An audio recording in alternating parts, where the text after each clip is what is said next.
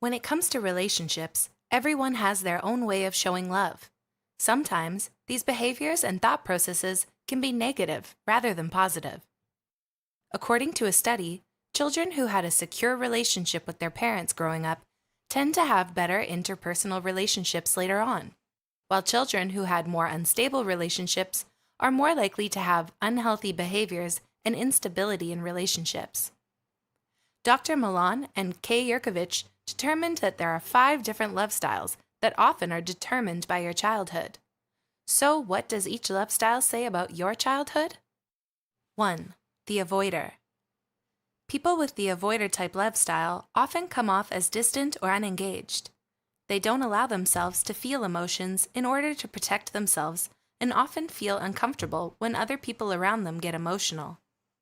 Avoiders value their personal space away from other people. If you have the avoider love style, as a child, you may have grown up in a home that didn't show a lot of affection, that put more focus on being independent and self-reliant. If you are upset by something, you may not have gotten the comfort you needed, whether it be emotional or physical. Maybe at some point, you stopped paying attention to your own feelings and needs so that you could deal with the stress and anxiety from having little to no comfort from your parents or caretakers. 2. The vacillator. The term vacillate means to alternate or waver between different opinions or actions, or in other words, to be indecisive. If you have the vacillator type love style, you may tend to idealize new relationships. However, when the other person shows any trait or behavior that you didn't imagine, you begin to doubt the relationship, and may even consider ending the relationship altogether.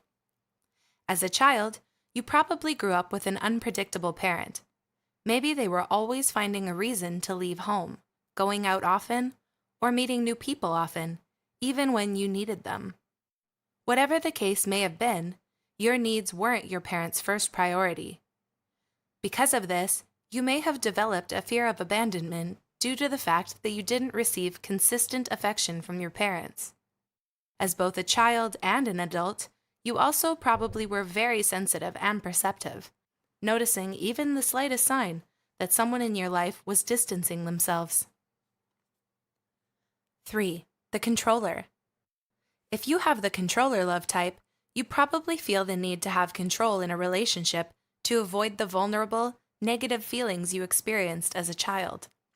By being in control, you can ensure that you limit your exposure to feelings like humiliation, fear, and helplessness. The one emotion that doesn't make you feel vulnerable is anger, so you may use anger to express your emotions. You probably have a particular way you like things done, and when those expectations aren't met, you may get angry or stressed. If you identify as a controller, you probably grew up in a home where there wasn't a sense of protection. When there was some sort of harm in your life, no one was there to make sure you were kept safe. You didn't like stepping out of your comfort zone and did whatever you could to keep yourself from experiencing negative feelings.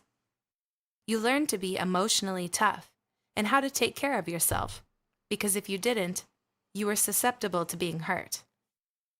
4. The pleaser.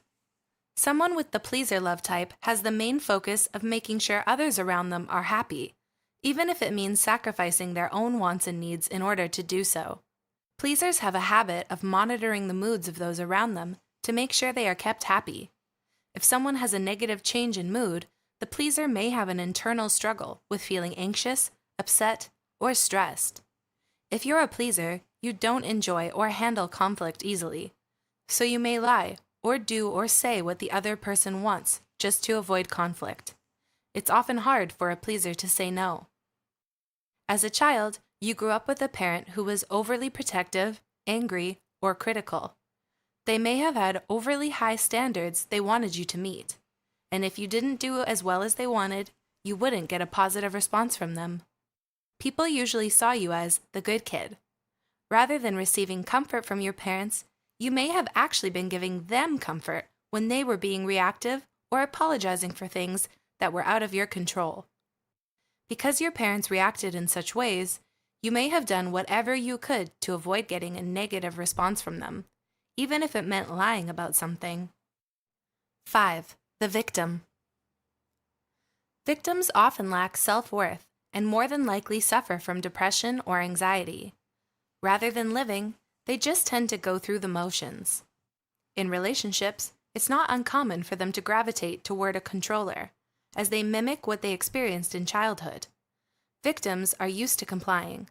They find it easier or even comforting to be with a controller in order to get by, as that's what they're used to. If you have the victim love style, you probably grew up in a chaotic home. You had parents that would be angry or even violent. Learning to be compliant helped keep any attention off of yourself. Did you ever use your imagination to escape the negativity surrounding you? That's common with victims, as being fully present is too painful for them.